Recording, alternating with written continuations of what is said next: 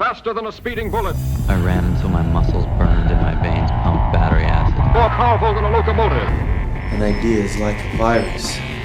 Resilient. Highly contagious. Able to leap tall buildings in a single bound.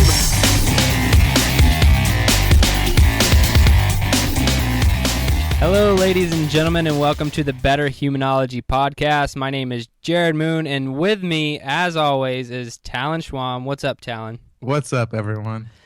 And today is a Hash It Out episode, one of our favorites. Today we'll be talking about competition. Specifically, we're going to be talking about if it can help you succeed, some of our personal experiences on competition, and maybe whether or not you should compete. But before I hop into that, I want to say that this Betterhumanology podcast is all aimed at one thing, and that is making you a better human being. We do that in multiple ways. We talk about stuff like we're going to talk about today, competition. Sometimes we do experiments like red light therapy or bulletproof coffee to see if any of that hype is actually confirmed in our opinions. And we also occasionally have on guests who bring some better humanness from their humanness to our podcast. So that is the Betterhumanology podcast. Thanks for subscribing. If you're not yet subscribed, please go ahead and subscribe. And lastly, if you enjoy the podcast, head over to iTunes. Leave us a 5-star rating and a positive comment. Does a lot for the show, really helps us out, and we would really appreciate it. But having said all that, Talon, let's talk competition. You know, with that being said, I really feel like maybe this should have been an experiment episode, and I could have competed against you personally on a lot of things. What did you want to compete on? I don't know. You know, That'd be tough for you. I'd want Uphill battle. So yeah, maybe we could go back to the coloring books, and I could get way more mellow than you could. You could certainly win the mellowness competition. I won't even fight you on that one. No, but let's get to some competition. So, like, why competition? Is it going to make you better? Is it going to make you perform better or perform faster? Or I mean, results up front. Answer up front. I think you and I are both competitive people, so we would say yes. Competition is going to make you better, but I have to throw my little asterisk in there with competition because I don't know. I think it could go one of two ways depending on what type of person you are. You're a really competitive person. We were talking before the show, and it's almost like you couldn't understand what it would be like to not be a competitive person, which is pretty awesome. So tell me about your view of competition. Yeah, so I guess for me, this show is going to be pretty one-sided. I feel like competition, for me in my life, from what I've seen, it really helps me to perform faster, stronger, better. I mean, geez, if it could be performing like at a presentation, in class or something like that, I'm always trying to be better than the person before me or going after me. Or if I'm running a race, of course, I'm trying to beat the person next to me. I'm running that much faster because of it. Or I'm working that much harder or researching that much more because of it. And so I guess in my life experience, I've always seen competition as an upside, and I've never seen too much of the downside so far. So today it'll be fun to discuss some of those potential downsides. Yeah, and one of those downsides I think right off the bat is if you're maybe you're a competitive person who's forcing yourself to compete, or you might even compete and not really be. And when I say compete, I'm not saying like you're going to the CrossFit Games or you're running the Ironman in Hawaii or anything like that. I'm just talking about competing with another person. Maybe you force yourself to do that and you're really not very competitive. You don't care. I think that has some long-term side effects that aren't good for a person. And then also the main negative to competition is losing, and I don't think I don't think everyone needs to be a winner, but I don't think you need to be put in situations where you're going to lose constantly if you suck at something. You need to find something that you're good at. And that's two of the biggest points that I want to bring up when it comes to competition. Go ahead. Sorry. Go ahead. I was going to talk about enjoyment and competence because those are the two biggest factors. Enjoyment, the desire to have a good time, to have fun, and to pursue your interest, and competence, to expand your skills, to be challenged, and to grow, and to exercise. So those two things need to be the biggest foundation in competition, whether you like it or not. If you don't enjoy it and you don't feel like you can get better at something, then you should not be competing in that thing. And the real reason is there's a lot of study and research on different types of, motivators, and maybe we can talk about that a little bit later, but if you're doing stuff for the wrong reasons, it's not going to stick, like, ever. It doesn't matter how dedicated you are. Eventually, it's going to fall off somewhere. So I think as a foundation, if you don't enjoy it, you don't feel like you can get better at it, have some sort of competency level, then you shouldn't be doing it. And this kind of goes back to what your point previously. I really wanted to jump in on was I feel like if you are losing often and that's really destroying the potential enjoyment factor for whatever you're doing, then stop doing it, right? But then stop driving competition because it's crushing your probably confidence level and because it's also crushing your enjoyment level. So I feel like those constant losers, I know we're going to talk about soon. Constant losers. Yeah, based on your competition. You want to choose competition, if you have the opportunity to choose it. You want to choose competition, maybe that you won't always lose to, but also someone that you can aspire to be like, someone who's hopefully better than you at this point. So they push you. So it's kind of a tough balance to find someone that's not going to just absolutely steamroll you, whatever you're doing, over and over and over and over and just crush your confidence and enjoyment versus trying to find someone that's still better that is going to make you better. Yeah, and so ultimately you're bringing up, can one person make you better by simply being there and you kind of having a friendly competition with that person? Right. And, I think that's absolutely true.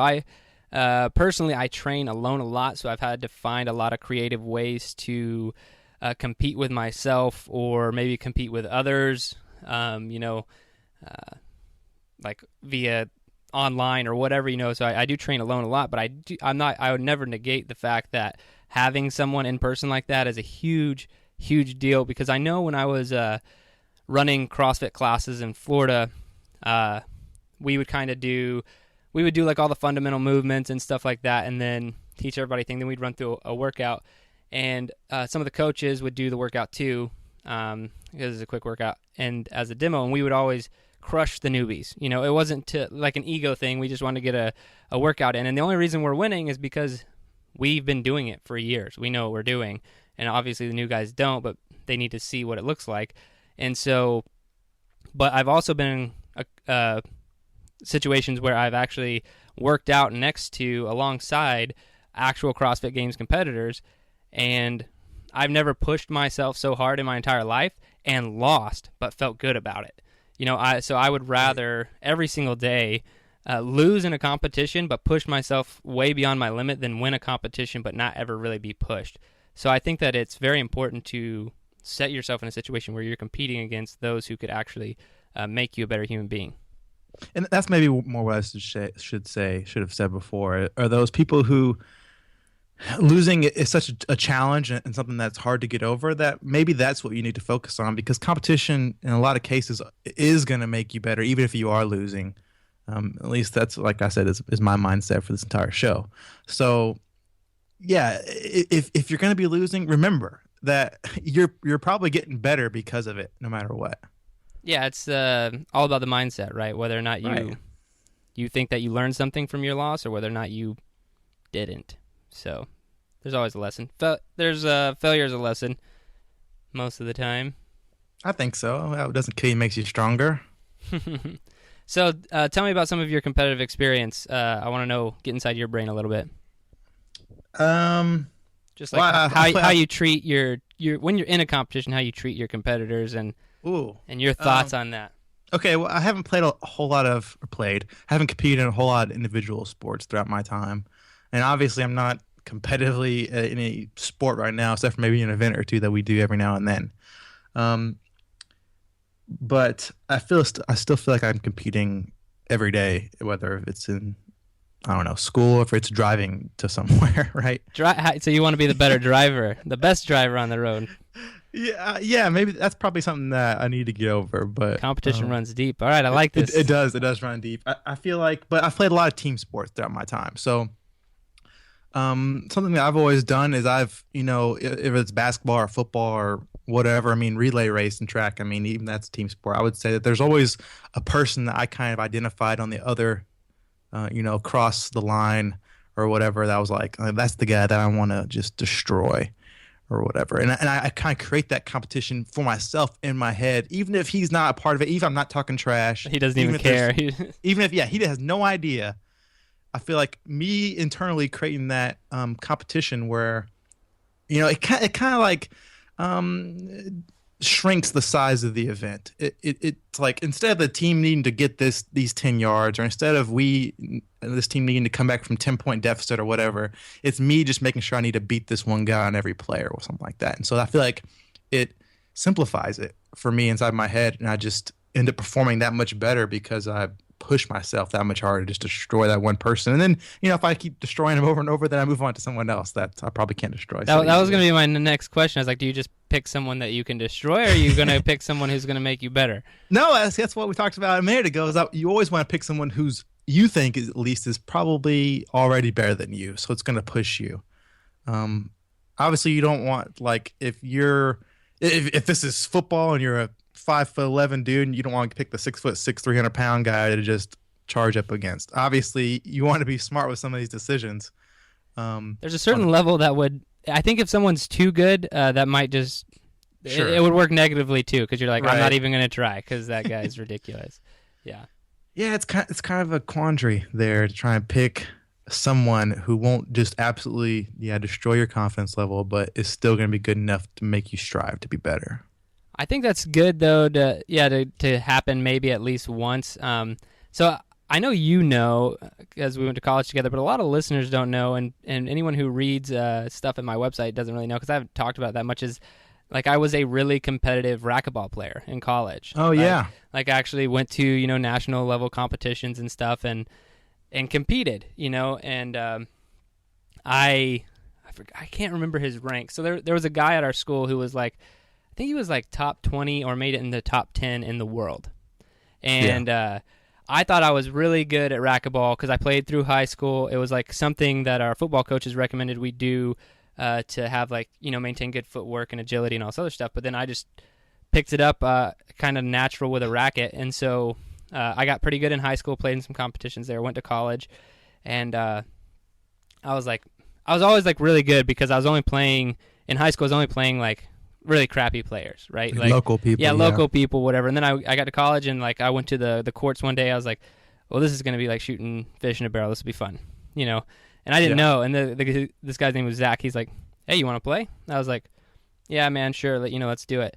I've never seen a better racquetball player in my entire life, and this dude just like literally tore me apart. I didn't score a single point. I barely ever returned his serves. Like, he's amazing. I mean, like, I'm talking one of the best racquetball players in the world.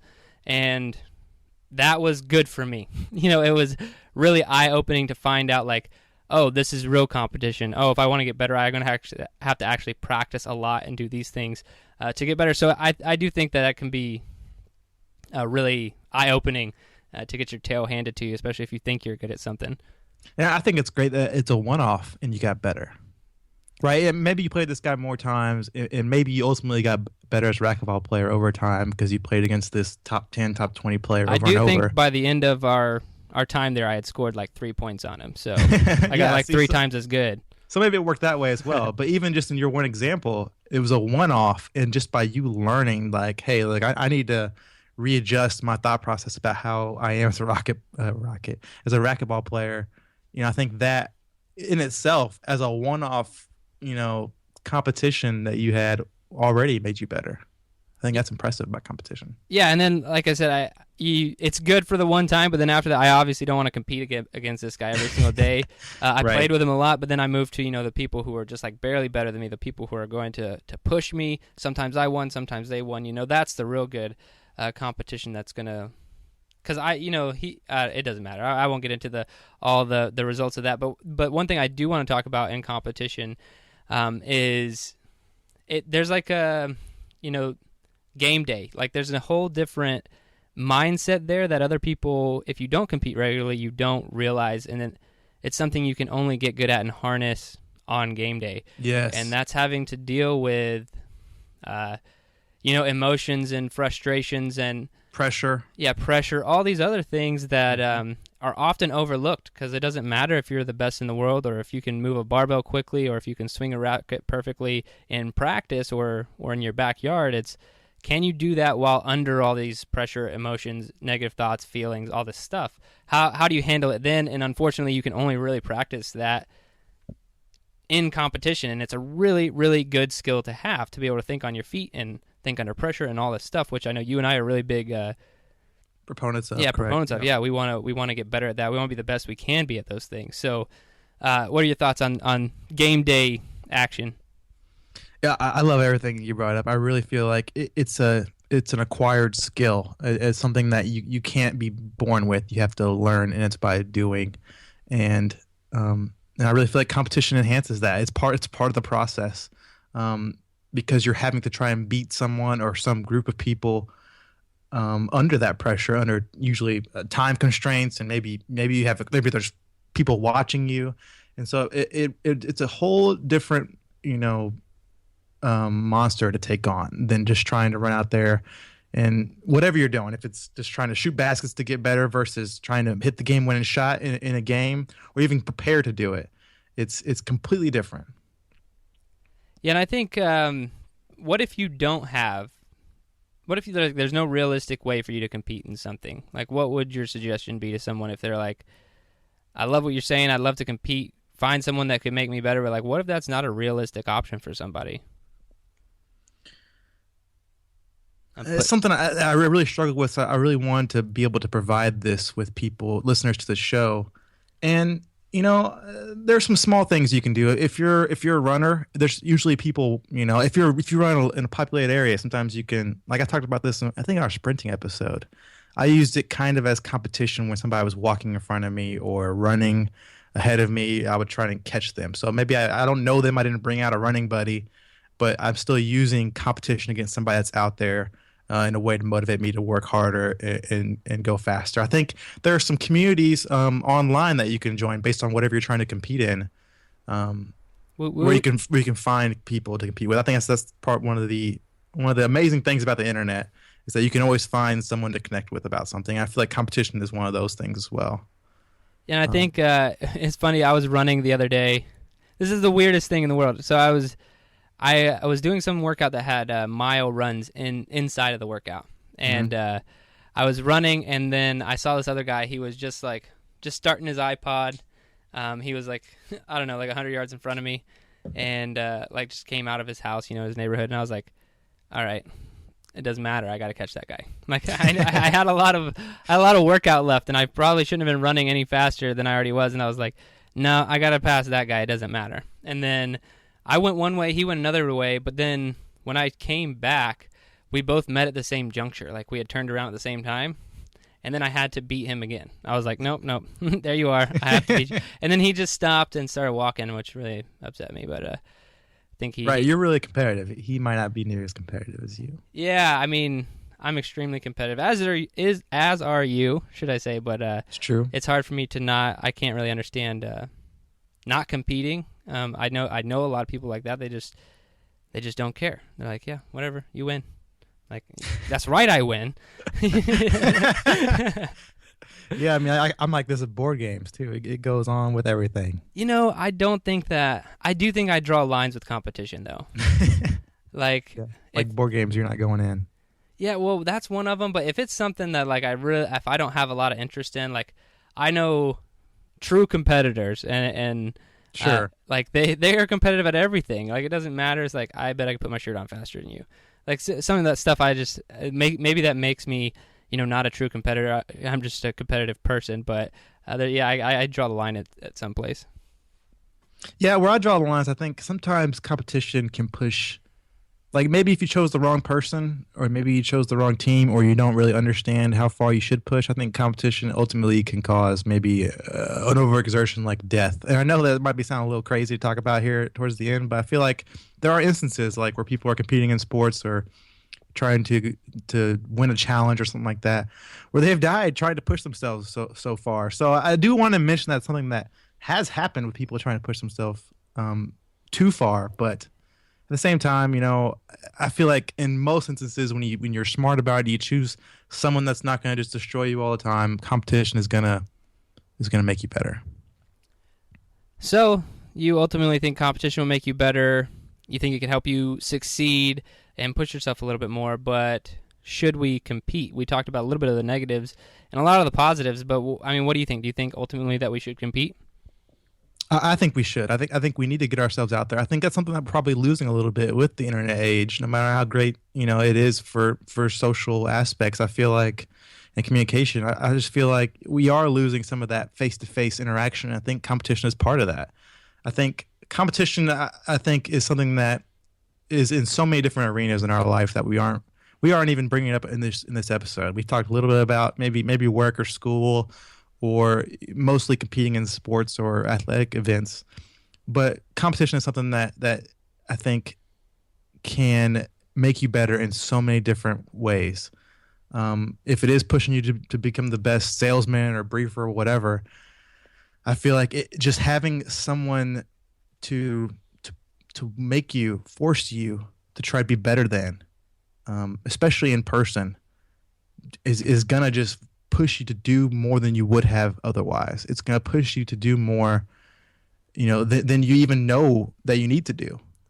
And so I feel like for all those reasons, that competition is just, I feel like it's almost like it's a duh. It's a no-brainer. It's a no-brainer. Competition is going to make you better, in my opinion. Well, I don't think I got your opinion on this topic. We brought it up briefly. Just real quick, what's your thought on competing with yourself? How far can that take you? Oh, yeah, we did want to touch on that. I feel like competing with yourself is really good. If you have no other options and you don't have someone that you can actually find to be that benchmark to compete against, then competing with yourself is something that, it can be a good thing. It's something I've been told all my life. It's like, oh, don't compete against anybody else. You're just competing with yourself because you're trying to get a faster time. You're just kind of trying to become a better version of yourself.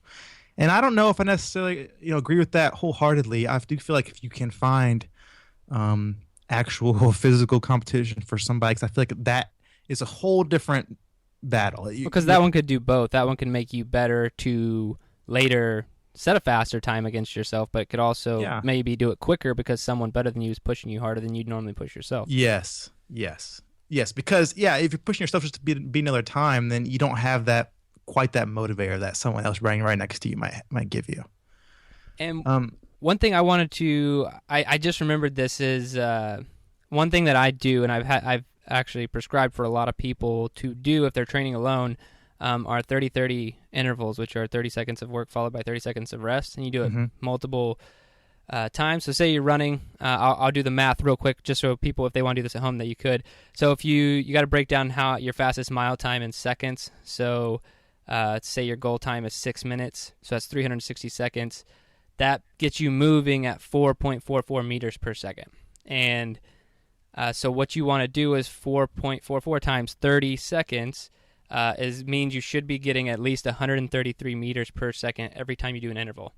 So I know that's a lot of math to say over audio, but essentially what I'm doing is you're taking your goal mile time, say it's 5 minutes, and you find out how many meters per second you need to be moving, and then you do that every 30-second interval after you multiply that out to 130 or 140 meters per second, or meters per 30 seconds.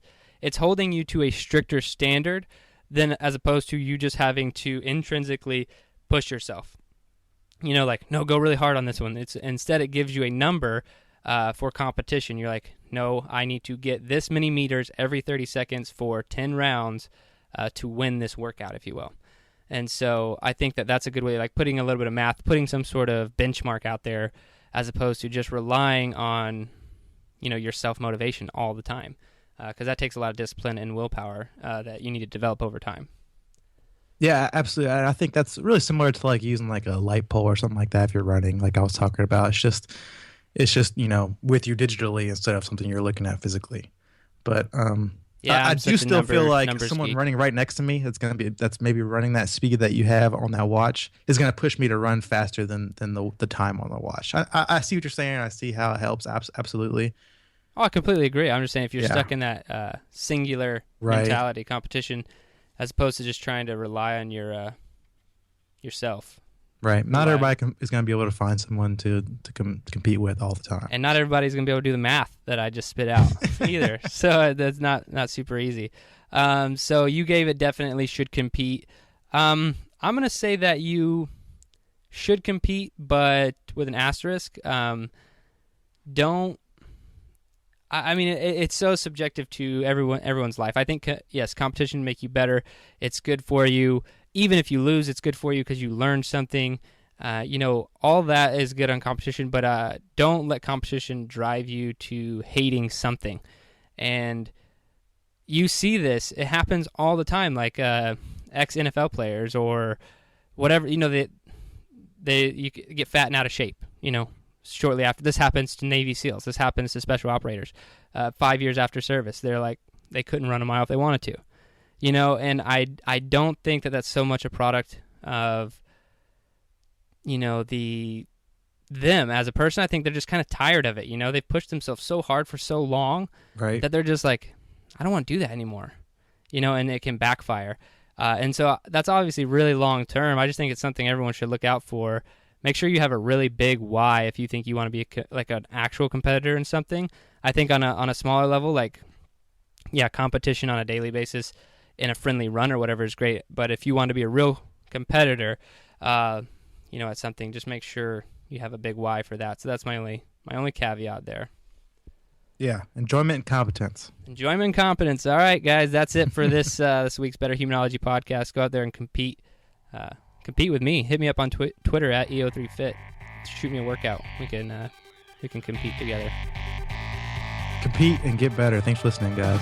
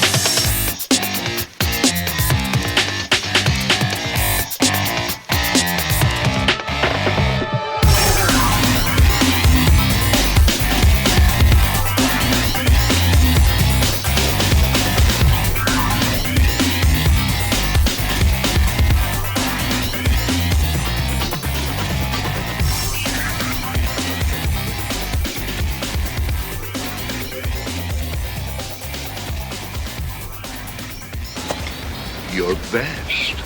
Losers always whine about their best.